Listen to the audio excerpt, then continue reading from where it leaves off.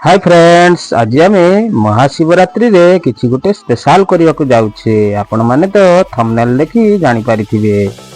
हाँ सांग माने, आज आम बिना प्याज रसुण रे घुगनी तरकारी सहित पूरी तैयारी करिबा। तो फ्रेंड्स, चैनल रे नुआ करी विजिट करुथिले वीडियोटी को गोटे लाइक तो निश्चिंत करिवे एवं सब्सक्राइब करने को तो आदौ भूलिबे नहीं, कारण एहीपरी स्वादिया खाद्यर रेसिपी आपण माने यही चैनल रे सबुदिन देखा पाइबे।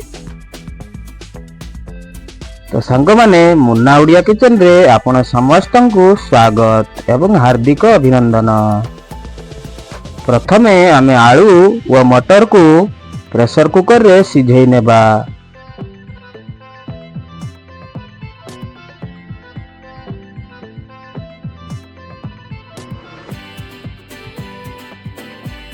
सेतिरे स्वाद अनुसार लुण व अल्प किछि हळदी को ऐड करी आमे सिझेइबा पई बसई देबा।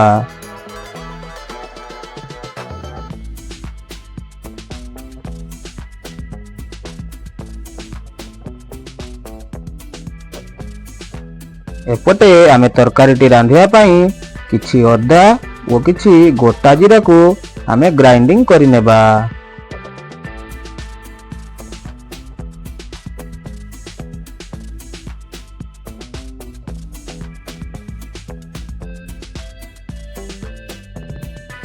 सही कप रे आमे काटी रखिथिबा दुईटी बिलाती को मध्य ग्राइंडिंग करि नेबा।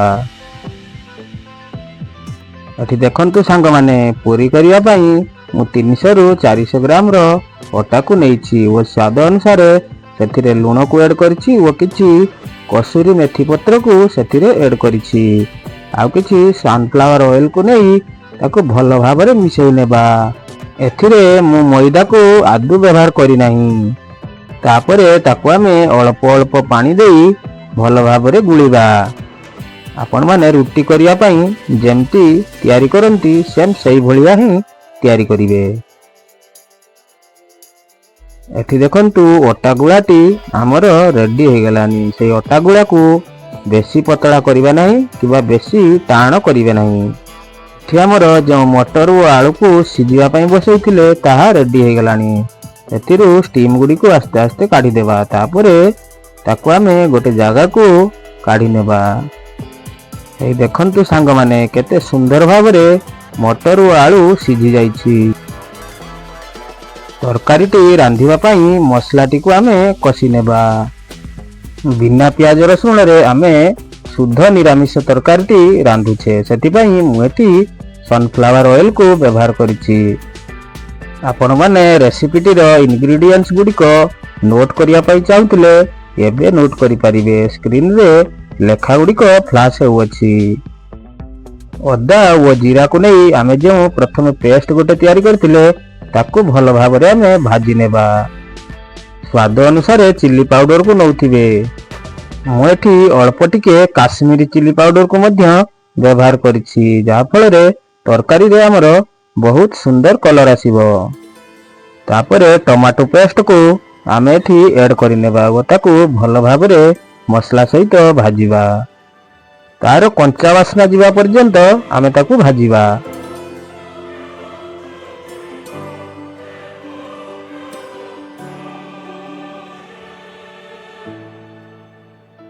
एही समय रे मु किछि गुंड मसला को व्यवहार करि नेउछि। किछि गरम मसला ओ किछि जीरा पाउडर को मु एठी नेइछि।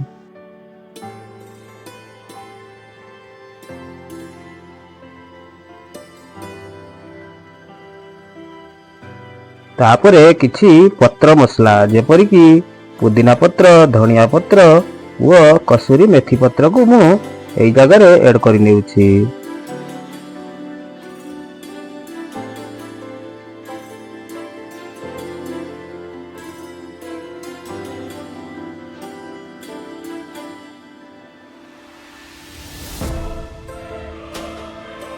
मसलाटी हमर भलो भाबरे कसी हो गलानी। एथर आमे जो प्रथमे सिझेई रखिथिले मटर व आलू को एही समय रे ऐड करि नेबा।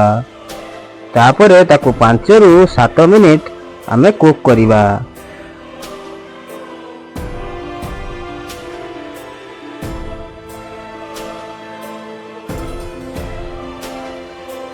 ଏଇଠି ଦେଖନ୍ତୁ ତରକାରୀଟି ଆମର ରେଡି ହେଇଗଲାଣି।